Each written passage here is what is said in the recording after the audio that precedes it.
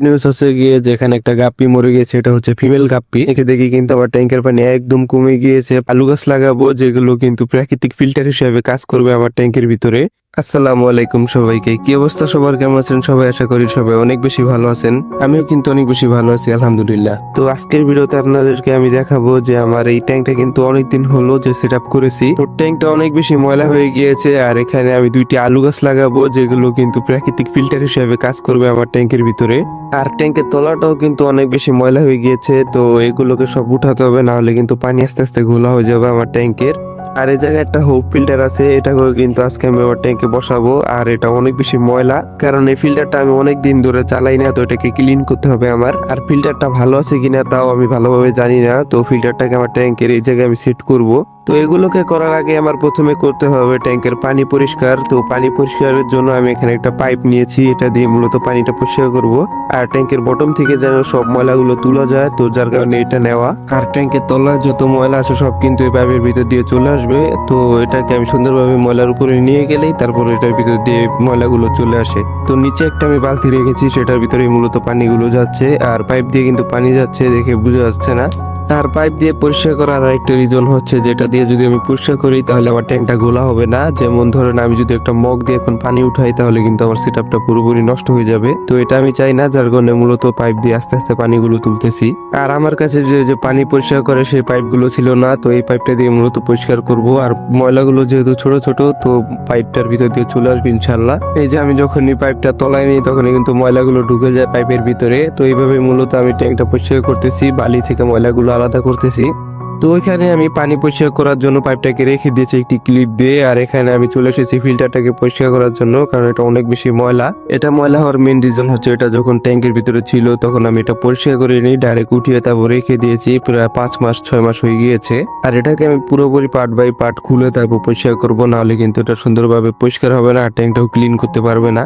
আর এই বক্সের ভিতরে মূলত কয়েকটি স্পঞ্জ আছে, যেগুলোর মাধ্যমে কিন্তু পানিগুলো ক্লিন হয় ধাপে ধাপে। তো স্পঞ্জগুলোর কি অবস্থা তো দেখতেই পাচ্ছেন, কারণ অনেক মাস ধরে ব্যবহার করা হয় না, একদম শুকিয়ে তারপর ধুলো পড়ে গেছে। একদম ছোট যে স্পঞ্জটা রয়েছে এটার অবস্থা তো পুরোই খারাপ, একদম তুলোর মতো হয়ে গিয়েছে। তো এগুলোকে আমার সুন্দরভাবে পরিষ্কার করতে হবে, না হলে কিন্তু এগুলো ব্যবহার উপযোগী হবে না, মানে পানি কিন্তু পুরোপুরি ফিল্টার করতে পারবে না এই ফিল্টারটা। তো একটা মগের ভিতরে পানি নিয়ে যতটুকু সম্ভব এটাকে আমি ধুয়ে নিতেছি, কারণ এটাকে আমি যত বেশি ক্লিন করব এটা মূলত আমার ট্যাঙ্কটাকে তত বেশি ক্লিন করবে, যার কারণে মূলত আমার ভালোভাবে এটাকে ধুতে হবে। তো এখানে ফিল্টারটাকে ধোয়ার পর আমি এসে দেখি কিন্তু আমার ট্যাঙ্কের পানি একদম কমে গিয়েছে। পাইপ যে রেখে গিয়েছিলাম, পাইপটা আস্তে আস্তে নিচে নেমে গিয়েছিল, তো সব পানিগুলো এখানে কমে গিয়েছে, যার কারণে কিন্তু মাছগুলোর অসুবিধা হচ্ছে। তো এখানে পোলার পাইপটার অসুবিধা হচ্ছিল, সেটাকে মূলত আমি তুলে একটি বালতিতে রেখে দিয়েছি। তো প্লান্ট গুলো যেখানে ছিল সেখানে আবারও সুন্দরভাবে লাগিয়ে দিতেছি, না হলে কিন্তু আবার উঠে যাবে। একদম শক্তপোক্ত ভাবে লাগিয়ে দিয়েছি।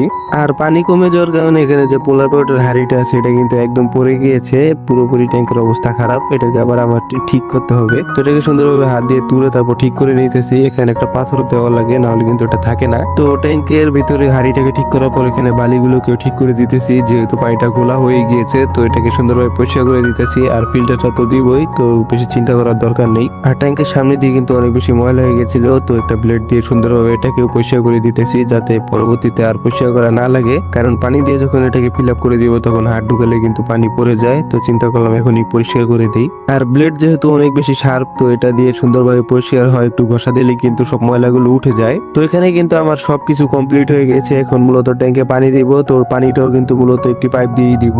যদি পাইপ দিয়ে আমি পানিটা দিই তাহলে কিন্তু ট্যাঙ্কের পানি একটু ঘোলা হবে না, যেহেতু পাইপ দিয়ে আস্তে আস্তে পানিগুলো বের হয়। তো পাইপটাকে আমি হাড়ির উপরে রেখেছি, এতে করে আরো বেশি ঘোলা হবে না। তো আপনারাও এরকম পানি দেওয়ার সময় অবশ্যই ট্রাই করবেন একটা পলিথিন দিয়ে দেওয়ার, অথবা এরকম একটা পাইপ দিয়ে দিবেন, কারণ প্লান্টের ট্যাঙ্কে যেহেতু প্লান্টই আসল, তো প্লান্ট একবার উঠে গেলে কিন্তু হবে না। তো ট্যাঙ্কের ভিতরে যদি একবার প্লান্ট উঠে যায় তাহলে সেই প্লান্ট গ্রো করানো অনেক বেশি কষ্ট হয়ে পড়ে, যার কারণে মূলত ট্যাঙ্কের ভিতরে পানি অনেক সাবধানে ফিল আপ করবেন, এতে করে আপনার ট্যাঙ্কের ডেকোরেশনে নষ্ট হবে না, প্লান্ট উঠবে না, প্লাস কিছুই হবে না। আর পানি যত আস্তে দিবেন ট্যাঙ্ক কিন্তু তত বেশি ঘোলা হবে না। তো পানি দেওয়ার সময় অবশ্যই এই বিষয়গুলো মাথায় রাখবেন। তো আমার এখানে কিন্তু পানি দিয়ে ফিল আপ করা হয়ে গিয়েছে, যেহেতু আমি ট্যাঙ্কে নতুন পানি দিয়েছি, যার কারণে মূলত মাছগুলো একটু স্টেজ আছে, একদিন রাখলে আশা করি ঠিক হয়ে যাবে। তো এখন হচ্ছে আমার এখানে কিছু গাছ উঠে গিয়েছিল, এগুলোকে মূলত আবার সুন্দরভাবে ট্যাঙ্কের ভিতরে লাগিয়ে দিতেছি, যাতে আর না উঠে যায়। আর ট্যাঙ্কের ওই কোনায় যেহেতু ফিল্টার দিব, তো ওই কোনার যত গাছ আছে সব গাছগুলো কিন্তু আমি এই পাশে নিয়ে আসতেছি আস্তে আস্তে। তো এই যে ট্যাঙ্কের ভিতরে কিন্তু গাছ লাগানো কমপ্লিট হয়ে গিয়েছে, এখন মূলত ট্যাঙ্কের ভিতরে একটা ফিল্টার লাগাবো।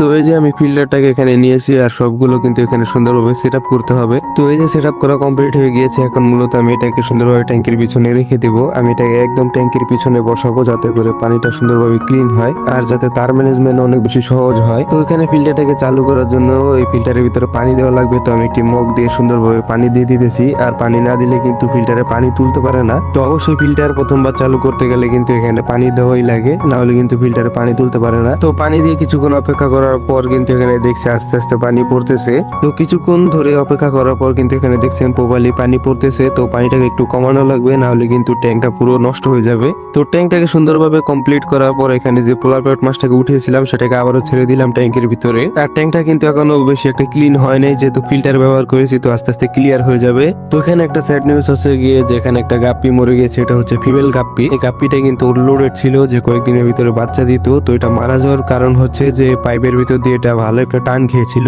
যার কারণে মূলত এটা একদম রক্ত জমে গিয়ে তারপর মারা গিয়েছে। তো কিছু করার নাই, আমি এটা তখন উপস্থিত ছিলাম না, যার কারণে মূলত এই ঘটনাটা ঘটেছে। কারণ তখন আমি কিন্তু ফিল্টার পরিষ্কার করতেছিলাম, আপনারা দেখছেন। তো কিছু করার নাই, যেটা হওয়ার সেটাই হয়েছে। তো এবার কিন্তু আমাদের সময় আসলো এখানে আলু গাছ লাগানোর। তো আলুর সাথে সুন্দরভাবে একটি তার পেঁচিয়ে নিতেছি যাতে করে এটাকে আমার ট্যাঙ্কের সাথে ঝুলিয়ে রাখা যায়। তো এই যে এখানে কিন্তু আমি তারটাকে একদম সুন্দরভাবে পেঁচিয়ে নিয়েছি, একদম টাইট করে, যাতে করে খুলে না পড়ে যায়। যেহেতু এটা অনেক দিনের জন্য এখানে আমি রাখবো, কারণ এটা কিন্তু একদিনে গাছ হবে না, প্রায় 10 থেকে 15 দিন তো লাগবেই। তো কোনোটাকে পেঁচিয়ে আমি সুন্দরভাবে আমার ট্যাঙ্কের কর্নারে রেখে দিলাম, একদম অর্ধেক যাতে পানিতে থাকে আর অর্ধেক যাতে উপরে থাকে, কারণ পানির নিচে যে শিকড় গুলো থাকবে সেটাই মূলত আসল। তো সেম ভাবে এখানে আমি আরো একটি আলুকে লাগিয়ে দিব। আমি প্রায় 2টি আলু লাগাবো যাতে করে বেশি করে শিকড় পাওয়া যায়, কারণ যত বেশি শিকড় হবে পানিটা তত বেশি সুন্দর থাকবে। তো এখানে আমার কাজগুলো কিন্তু শেষ। তো এই যে আমাদের সেটআপ এখানে সব কমপ্লিট। এখানে আলুগুলো লাগিয়েছি, এখানে মাছগুলো সুন্দরভাবে ঘোরাফেরা করতেছে।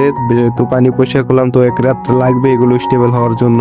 আর এই যে এখানে হচ্ছে আমার পোলার বলদ বসে আছে সুন্দরভাবে। এটা কিন্তু একটু ভয় আছে, কারণ যেহেতু নতুন পানি দিলাম। তো এখানে মোটমাট আমাদের সবকিছু কমপ্লিট। তো আজকের ভিডিওটা মূলত এই পর্যন্ত। যদি ভালো লাগে তাহলে অবশ্যই লাইক করবেন, চ্যানেলে নতুন হলে সাবস্ক্রাইব করবেন, আর আপনাদের যদি কোনো প্রশ্ন থাকে তা কমেন্টে অবশ্যই জানাবেন, আমি রিপ্লাই দিব। আজকের ভিডিওটি এই পর্যন্তই। সবাই ভালো থাকবেন, সুস্থ থাকবেন। আসসালামু আলাইকুম।